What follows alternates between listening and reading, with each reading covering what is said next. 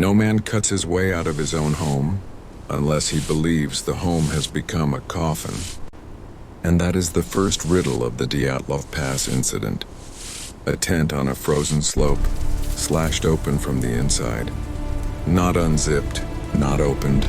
So tell me, what terror makes 9 trained hikers choose the blade over the door? Stay, for the answer is not a monster with claws, but a sequence of physics, panic, and night that can happen to anyone. Tonight we do not chase every rumor like a mad dog. We hunt one question with surgical focus. Why was the tent cut from the inside? And I promise you this, by the end you will see the scene as if you stood there yourself. The slope, the snowpack, the wind, the timing, and why their first decision made the rest almost unavoidable. Close thine eyes and enter their tent. It is night, it is cold, outside wind with teeth. If something heavy presses the canvas, if the entrance is jammed, if the ceiling bows low, your hands do not seek etiquette. Your hands seek escape. And that is why this story is the greatest kind of history, because it asks a question that feels distant, until you imagine your own breath freezing in cloth. Now let us set the stage with facts, not fog. The mountain near their camp bears a name often translated as Dead Mountain, and whether or not that translation flatters the truth, the place earned its legend the hard way. In 1959, 9 hikers, students, and young professionals set out under the leadership of Igor Dyatlov. They were not tourists in sneakers. They were competent in winter travel, and still the pass took them. When searchers later found the camp, the tent stood, not destroyed, not carried away, but abandoned. Inside lay boots, clothing, supplies, and the detail that lit a fire under the world's imagination. Investigators said the tent had been cut open from within. Outside were footprints, not the stampede of a wild beast, but tracks that suggested the group left on foot.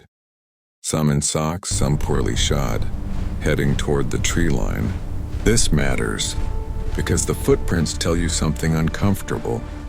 Whatever drove them out did not instantly turn them into screaming animals. It forced them to leave fast, but with enough mind left to move together. So what creates that combination? Down in the trees, searchers found signs of a small fire. Some hikers died of hypothermia.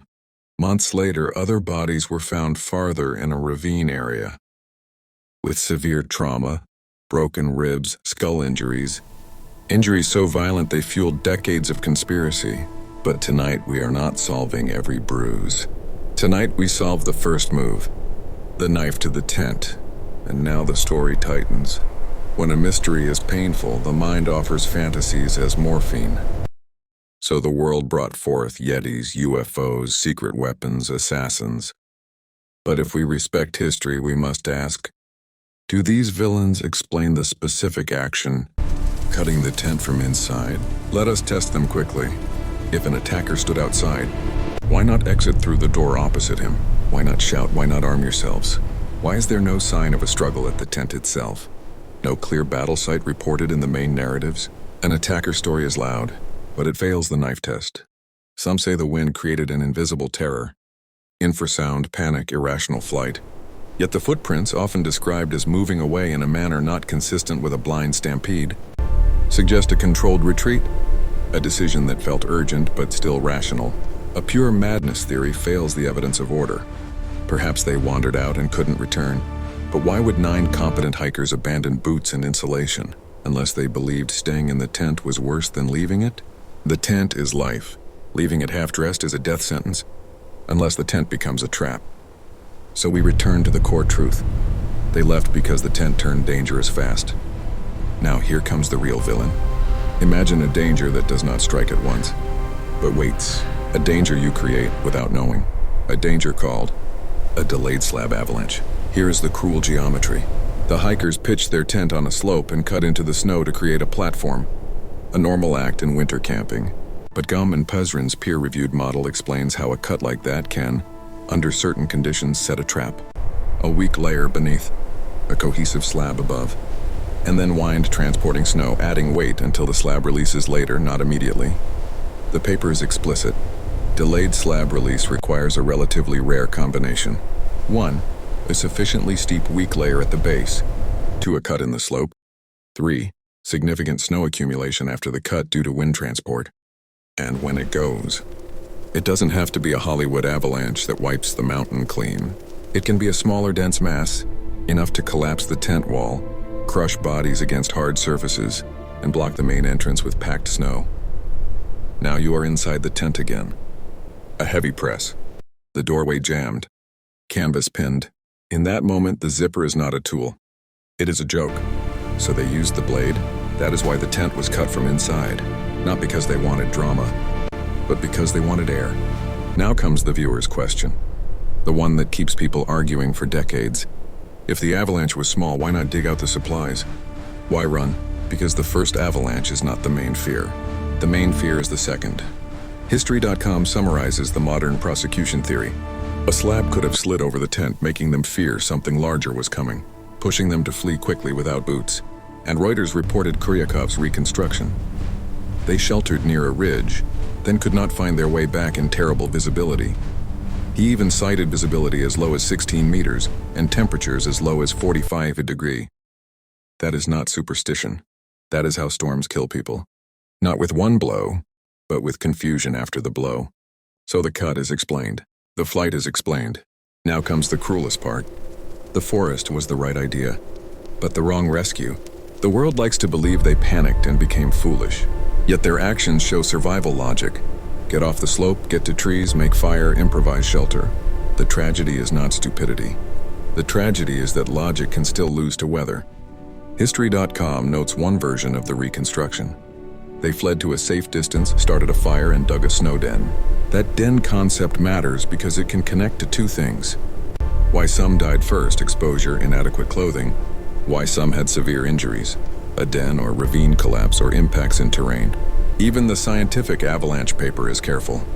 It supports plausibility of the slab release but does not claim to explain every controversial element, radioactivity, behavior after leaving the tent, and so on. That honesty is important. It is what separates history from mythology. But for our question, the knife, we already have the best answer. Now one more twist.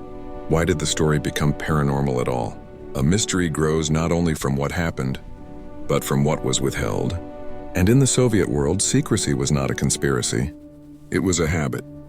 The original Soviet investigation concluded the deaths were caused by a compelling natural force.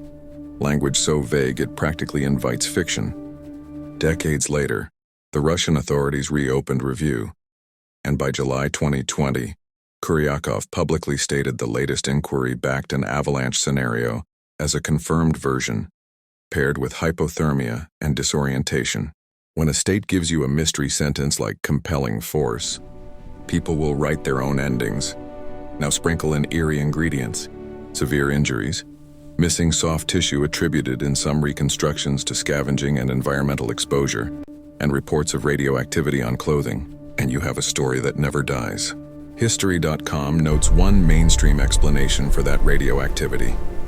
Connection to earlier nuclear contamination exposure in the region and cleanup involvement by individuals, rather than a secret weapon on the mountain. Again, tonight's target is smaller and sharper. The tent was cut from inside, because the tent became a trap. Now we land this plane with the final cinematic reconstruction. Picture the clock in the dark.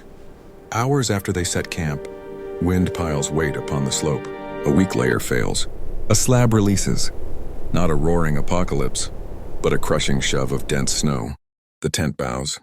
The entrance jams. Some are injured. They do not have time for neatness. They do not have certainty this is the only slide. They cut. They crawl out. They move downslope toward the tree line. Later, if they try to return, visibility collapses, landmarks vanish, cold eats decision-making, and the distance between I can see it and I can't becomes the difference between life and a frozen name on a report. So the knife is no longer mysterious. It is the most human thing in the story. A desperate shortcut out of a collapsing room. And here lies the twist that makes this the greatest story ever told. The Dyatlov Pass mystery is not powered by monsters. It is powered by the fact that the most terrifying events can be explained and still feel unbelievable. Because the true horror is not something supernatural happened. The true horror is, this can happen to trained people. It can happen without malice. It can happen with logic and still end in death. That is history's cold poetry. Now answer me in the comments, one sentence only. If you were inside that tent and the entrance felt jammed, would you cut your way out or try to dig? Next episode, same style, deeper. Dyatlov Pass, the ravine injuries, what could break ribs without external wounds? Using the best scientific and forensic reconstructions. Subscribe, for history has no mercy, but it does leave clues.